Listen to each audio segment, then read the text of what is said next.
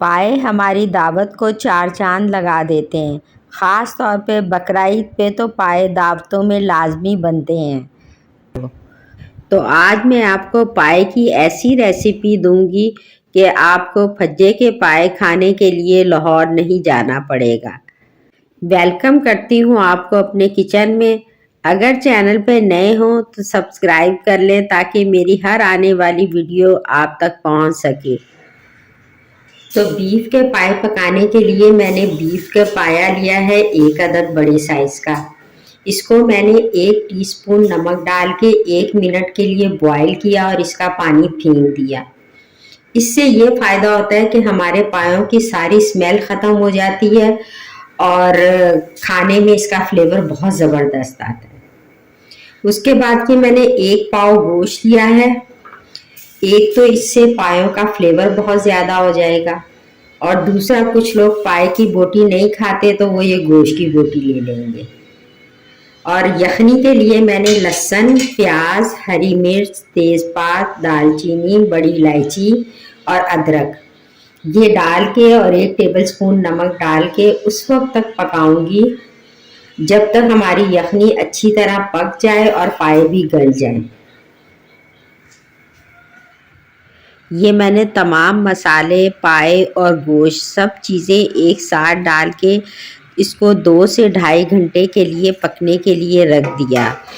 ये पायों को मैंने इतना बॉईल किया है कि ये इसकी यखनी भी निकल आई है और ये पाए हमारे बहुत ज़बरदस्त किस्म के गले में। ये देखिए,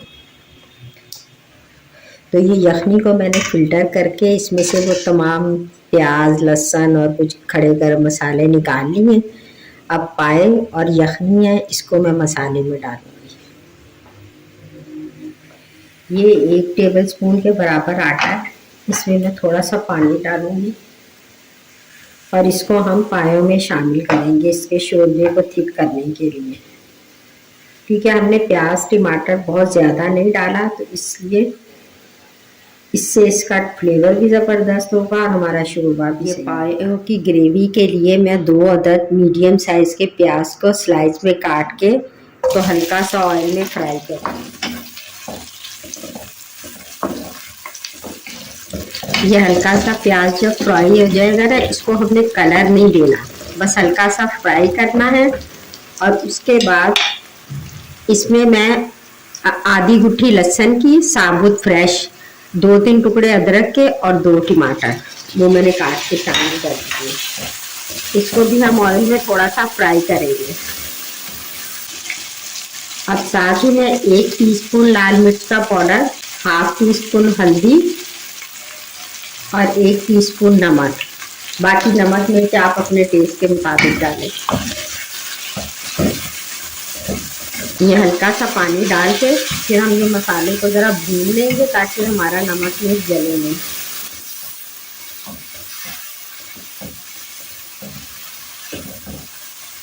टाइम की भी बचत है और आसान भी है।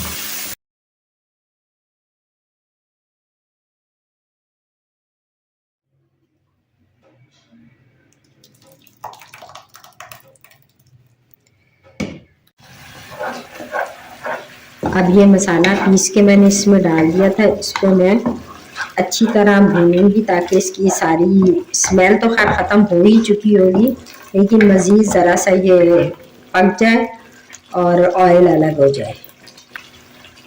ये ड्राई लीमू है साबुत, इसको साबुत ही हम यूँ डाल देंगे, इसमें इसका सिर्फ फ्लेवर आएगा और जब हमारे पाए पक जाएंगे तो फिर हम इसको निकाल देंगे। और ये 2 टेबलस्पून के बराबर मैं इसमें दही डालूंगी। ये देखें मसाला हमारा बहुत अच्छी तरह पक गया, ऑयल अलग हो गया। अब मैं इसमें वो पाए डाल दूँगी। ये पाए और यखनी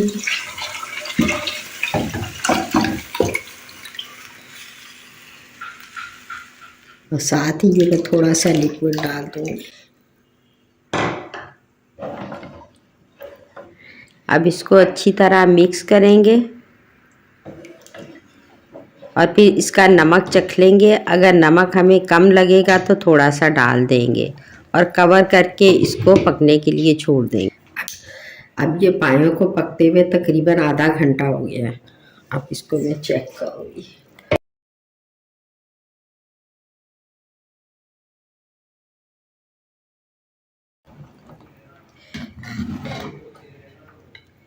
पाए हमारे माशाल्लाह बड़ी अच्छे तरीके से पक गए। शोरबा वैसे हम थोड़ा ज़्यादा ही रखेंगे क्योंकि इसमें रोटियां डिप करके खाने में ज़्यादा मज़ा आता है।